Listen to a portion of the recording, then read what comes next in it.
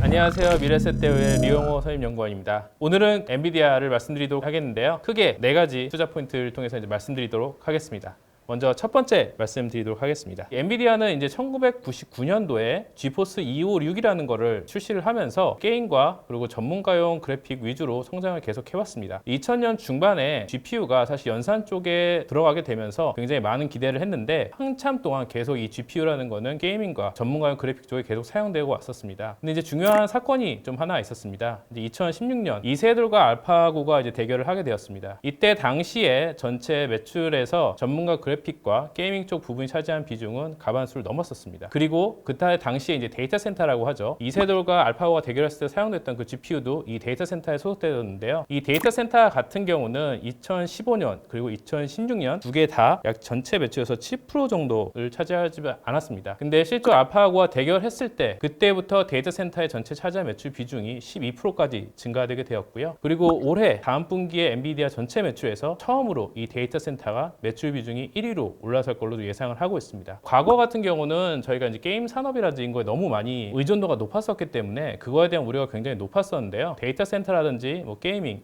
전체적으로 이렇게 같이 포괄적으로 매출처가 다반화되면서 전반적으로 좀 안정성을 갖게 됐다라고 말씀드릴 수가 있습니다. 두 번째 투자 포인트 말씀드리도록 하겠습니다. 최근에 GTC 2020에서 발표된 암페어 아키텍처와 이 데이터 센터의 경쟁력이라고 말씀드릴 수가 있는데요. GTC 2020에서 엔비디아는 최신에 발표된 암페어 아키텍처를 소개를 했습니다. 이 암페어 아키텍처 같은 경우는 기존 제품보다 뭐 월등히 좋은 성능을 자랑을 했지만 암페어 같은 경우는요. 기존 볼트 아키텍처 대비해서 일반 연산 한 1.5배에서 2.1배 좀 올라간 효과가 있는데 AI 같은 경우는 3배에서 한 7배 정도 올라가는 극적인 효과가 있으면서 AI 쪽을 조금 더 강화시켰다라고 말씀드릴 수가 있습니다. 과거와 좀 다르게 추론 그리고 학습 모두 다 가능한 부분을 채워주는 아키텍처라고 말씀드릴 수가 있습니다. 이렇게 강화된 AI로 과연 엔비디아가 이 데이터 센터에서 어떤 경쟁력을 갖게 되느냐. 현재로서도 이제 엔비디아는 데이터 센터 내 가속기 서버 점유율 자체에서 좀 압도적인 점유율을 좀 차지를 하고 있습니다. 그래서 타 경쟁사 대비해서 90% 이상 점유율을 계속 차지를 하고 있고요. 이번에 나온 암페어 같은 경우는 과거 볼타 대비해서 또 효율성이라든지 가격적인 측면까지 모두 다 잡았다라고 말씀드릴 수가 있는데 과거 모델인 DGX 같은 경우는 과거는 거의 뭐 50개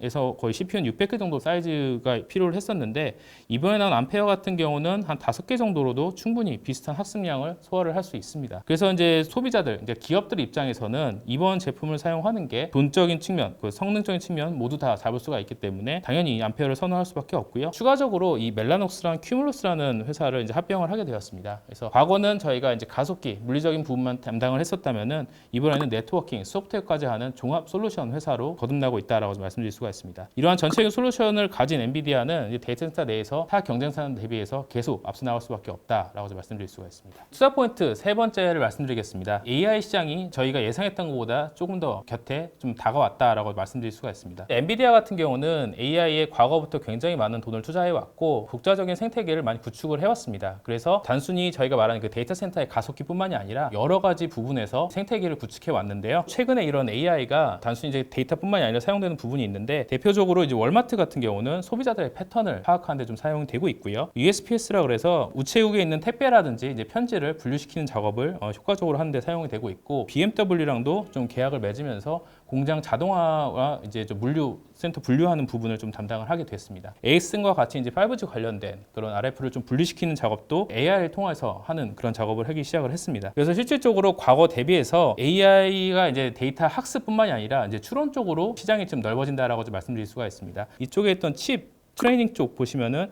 여기 같은 학습이라 그래서 과거부터 저희가 이제 쭉 전진적으로 성장해왔던 시장이고 여기 보시는 이 인퍼런스 이제 추론 쪽 같은 경우는 최근부터 이제 급격하게 성장하는 시장이라고 말씀드릴 수가 있습니다. 이쪽 시장에서도 엔비디아가 거의 독보적인 경쟁력을 갖고 있기 때문에 당분간 경쟁적인 우위를 좀 갖게 될 걸로 좀 보고 있고요. 이 추론 시장과 함께 엔비디아의 성장이 기대된다라고 말씀드릴 수가 있습니다. 마지막 투자 포인트는요. 하반기 게이밍 쪽 시장에 대한 좀 기대감이 있다라고 좀 말씀드릴 수가 있습니다. 이렇게 말씀드린 이유는 하반기 때 이 새로운 지포스가 나올 걸로 좀 예상을 하고 있습니다. e스포츠 시장 같은 경우는 뭐 올해도 거의 뭐 시청자 수가 5억 명까지 지금 증가하는 걸 좀 많이 기대를 하고 있습니다. 그만큼 게이밍 시장이 계속 성장하고 있다라고 말씀드릴 수가 있는데, 과거와 같이 저희가 뭐 컴퓨터를 엄청나게 많이 사거나 그러진 않았겠지만 최소한 어느 정도 일정 수준의 매출은 계속 유지가 될 걸로 좀 보고 있고요. 올해 하반기 때 이 신제품 효과도 좀 기대를 할 수 있겠다라고 좀 말씀드릴 수가 있습니다. 네, 이제 마지막으로 엔비디아 투자 포인트 간단하게 이제 설명을 드리고요. 리스크 포인트 간단히 짚어드리면요. 투자 포인트는 오랫동안 저희가 의존했었던 게이밍 사업부뿐만이 아니라 데이터 센터 사업부가 급격하게 성장을 하면서 어느 정도 매출의 안정성을 갖는다라고 말씀드릴 수가 있고요.